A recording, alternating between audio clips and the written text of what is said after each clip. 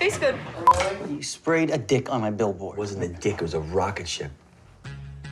Cobra Kai is a super popular series on Netflix and is only growing in popularity after 3 successful seasons. The show serves as a sequel to the Karate Kid movies created by Robert Mark Kamen. Not only does Cobra Kai have a super interesting, action-packed storyline, but it also has a lot of really cool, well-planned fight scenes. Today, we're gonna talk about what Cobra Kai really looks like behind the scenes without CGI. Let's get into it. But first, a simple reminder on how to enter our brand new giveaway. We are giving away either an iPhone X Max, the new iPad Mini, or MacBook Pro. It's all your choice. So be sure to leave a like, comment the keyword, subscribe, and turn on notifications to enter the giveaway. It's really that simple. Starting with number 1, the makeup. Although Cobra Kai does use CGI to brush things up and help make those special effects, a lot of the work is actually done with makeup, such as bruises and cuts on characters after fight scenes. The show has a dedicated makeup team, making sure the cast always looks their best, and is responsible for doing fight makeup as well in order to make the bruises and cuts look as realistic as possible. So a lot of the bruises that you'll see on stage are only makeup, even though they look super realistic. Let's move on to number 2, stunt doubles. The actors of the popular Netflix show have had basic martial arts training and can do part of the fight sequences on set. Cobra Kai has many trained stunt doubles that do a lot of the big stunts and fight scenes. Fight choreographers Hiro Koda and John L. Kaufman have said that the whole cast is very eager to learn and want to do as much of the fighting themselves as they can. However, there are some stunts the cast cannot do because of safety issues. A lot of the stunts and fight sequences done do not rely on CGI, hence why the show is so unique and interesting to watch. On to number 3, Coyote Creek doesn't look the same as it does in the show. Even though Coyote Creek looks super cool in the show, it's a lot less exciting in real life because it was filmed in the woods. The actors had to film in the open air, where it was mostly damp and muddy, even in fight scenes. The fight scene between Hawk and Miguel was an incredible fight scene, but also did not look as glamorous on set, as while Miguel was filming, he fell over mid-scene and into the mud.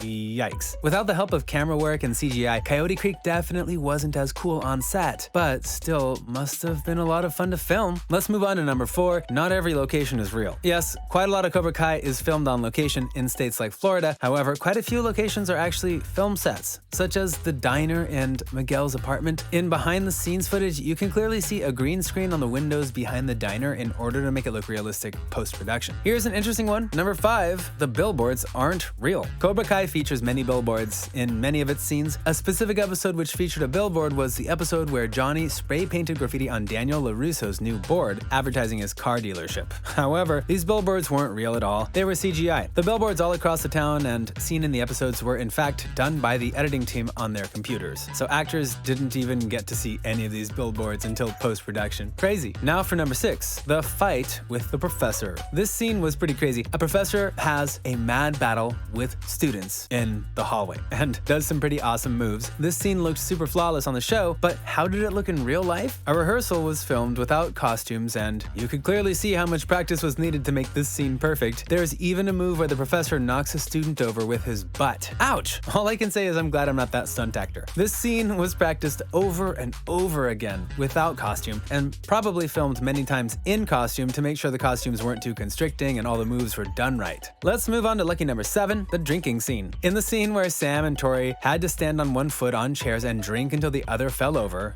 they weren't actually drinking. This fact probably won't surprise you, as most movie sets don't allow alcohol because actors need to be in the best mindset to film scenes over and over. Can you imagine filming a scene after having a few beers? Yeah, not ideal. However, another secret about this was that the reason so many people were around was to make sure the actresses on chairs were safe. To ensure this, the production crew also put them on ropes and harnesses to make sure they stayed on the chair and that they didn't hurt themselves if they happened to lose balance and fall off. Smart. Number 8 is an interesting one, Samantha's jump kick. In one of the episodes, you'll remember that Samantha got into a fight with Hawk at the mall and gave him an epic jump kick. There are also a lot of kicks like this throughout the series, so you're probably wondering, how do they do it? A lot of practice, yes, but also with the help of ropes. Ropes are tied around the actors' waists with harnesses in order to give them stability, prevent accidents, and also help them jump higher to make a more impressive fight sequence. The ropes are actually made stable by a pole, which is actually held by the crew on set to make sure the actor doesn't have an accident. As you can imagine, this usually takes one or two of the crew to hold the pole and pull it while the actor is jumping. Being on set must be hard work. Here's fact number 9. The outdoor scenes were actually filmed outdoors. You saw that a few of the indoor scenes, such as the diner, were actually filmed on a set. However, most of the outdoor scenes were actually filmed outdoors with no CGI added. This was great for authenticity, but not always so great for the cast and crew, as they kept getting interrupted by general outdoor noises. Some scenes had to be shot many times due to interruptions such as cars and trucks, as well as birds and bugs and like bees and moths, especially while filming in the woods. Can you imagine with the amount of creepy crawlies there? It must have taken forever to film scenes without interruptions. Now for number 10, the famous mall fight. The mall fight is probably one of the most well-known scenes in the show, mainly for how epic it is and how flawlessly it was pulled off. We already talked about Samantha's jump kick previously, but did you know that many of the characters also had to be harnessed? This was to ensure safety and to make them jump higher when they were doing high kicks. The set was also covered in mattresses that were off camera, just in case anyone jumped a little too far or slipped, and there were many extra crew members on set that day just to make sure everything went smoothly, and if anything was needed, it could be taken care of as efficiently as possible. The actors also had basic karate training and a lot of practice with this scene before filming to make sure they felt confident enough and could do the moves without hurting themselves. Stunt doubles also did other moves that actors were unable to do. Can you imagine how much CGI was needed to erase all those ropes? Definitely a time-consuming task for the editors. Let's move on to number 11, Miguel's fall. Miguel, one of the lead characters of the show, gets badly injured in one of the episodes, making it one of the most memorable and jaw-dropping scenes. In this fight, Robbie kicks Miguel over the rails of a flight of stairs and he falls off the edge in slow motion. This scene is visually incredible and also so heartbreaking because we just want to know if Miguel's gonna be okay. How did the team manage to pull off such a difficult scene? Ropes, as always. Xolo Maridueña, who plays Miguel, was harnessed and attached to a rope which was lowered down very slowly to ensure he didn't hurt himself. There were 2 poles on either side of him to make sure the rope stayed stable. The rest of the work done to catch the audience's attention was simple. Maridueña's incredible acting makes everything believable. The actor probably had padding under his outfit to ensure that if he did fall, there would be at least some cushioning, even if not much. Something is better than nothing, am I right? And finally, number 12. The concrete wasn't real, right? You remember the episode where Johnny told his students to get inside a concrete barrel and use their strength to push a container over? His methods are definitely more peculiar and different, but they make a strong fighter, I guess. But how was this scene pulled off? And did they use real cement? The cement mixer in Cobra Kai actually wasn't a real cement mixer, and the inside didn't look like one either. The inside of a real cement mixer actually has spirals in it to help mix the cement, which would have made it really difficult for actors to walk around in. Plus, getting the right angles to film would have been a real challenge for the film crew. Instead, they just used a giant cylinder and filled it with cement, placing a camera at one end to make filming easier and to ease moving around for the actors. But was there real cement in the cylinder? No, it was a mixture of many different things, but not real cement, as cement is exothermic as it heals, meaning those kids would have been super hot and it would have been a really dangerous situation. And that concludes our list of what Cobra Kai really looks like behind the scenes without CGI. I hope you found this list interesting, and if you haven't watched Cobra Kai or the Karate Kid movies, I highly recommend it. They are really entertaining to watch. If you want to see more content like this, please make sure to leave a like, comment, and subscribe to my channel to get notifications for the next video. Thank you so much for watching, and see you next time.